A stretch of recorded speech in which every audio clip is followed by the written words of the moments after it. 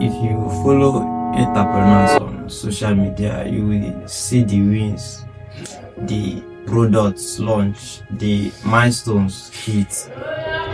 What you don't see is what happens in between, the stuff nobody talks about. I'm going to be real about it. First thing, it's lonely, like really lonely. When you are building alone, you don't have a co-founder to bounce ideas off. You don't have a team to celebrate wins with. It's just you all day, every day. Last month I shipped a feature. I was really proud of it and I had nobody to tell. So I tested a bunch of friends and they said that's nice. I went back to whatever they are doing. That's the reality. The wins feel smaller when there's nobody to share them with, and the losses feel bigger because when something goes wrong, you can't blame anyone else. It's all on you. I had a month where nothing worked. The feature I built didn't work. Traffic didn't improve. Nothing else. And I had to sit with that, just me and the fact that maybe I'm not good enough for this. That's the hard part nobody talks about. Second thing is about money. When you are a solo founder, you are not getting a salary, of course, because you don't have a revenue. Spending your own money to build, watching your savings deplete. Try not to panic. I had savings when I started and it's all gone. After that, I had to make a choice. Do I keep building or I get a job? A lot of solo founders choose the job and I almost did, to be frank. But I kept thinking, if I stop now, I always wonder what could have happened. So I kept going. I slept in school hostel, as you can see. That's why I'm doing the video. Cut expenses to zero.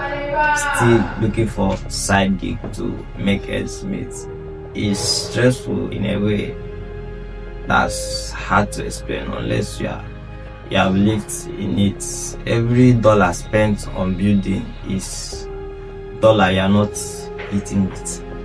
That's the math. 13, and it is important, your mental health. Building alone means dealing with your own doubts constantly.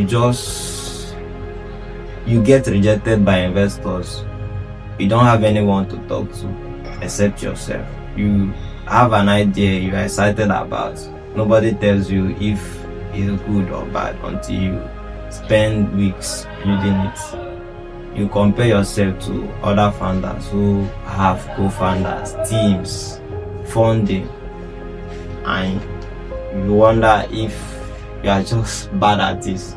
That voice in your head gets louder.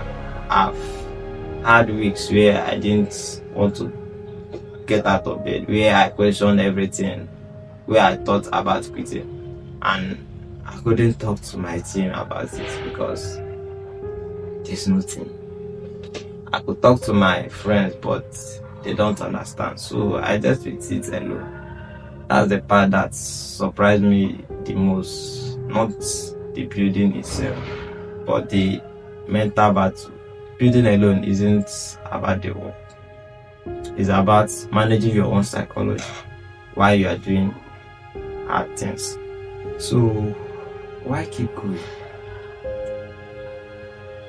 Honestly, it's not because I'm some superhuman or I'm specially tough. It's because I can't even see myself quitting. Going back to a job, to someone else's vision, to predictability, it feels like a nightmare. There's something about building something that's yours, even when it's hard, even when you are broke, even when you are doubting yourself. It matters to you in a way that work for someone else never will. Also, the wins hit different. Yeah, they are smaller. Yeah, there is nobody to celebrate with. But when something works, when a user tells you your product changed their day, that's yours. You did that, and that's different kind of satisfaction. Is it worth the loneliness, the financial stress, the mental strength? You can ask me again in a year. Right now, I'm still deciding. So that's what nobody talks about. The real version, not the highlight reels. If you're thinking about going solo, think about whether you can handle the loneliness first.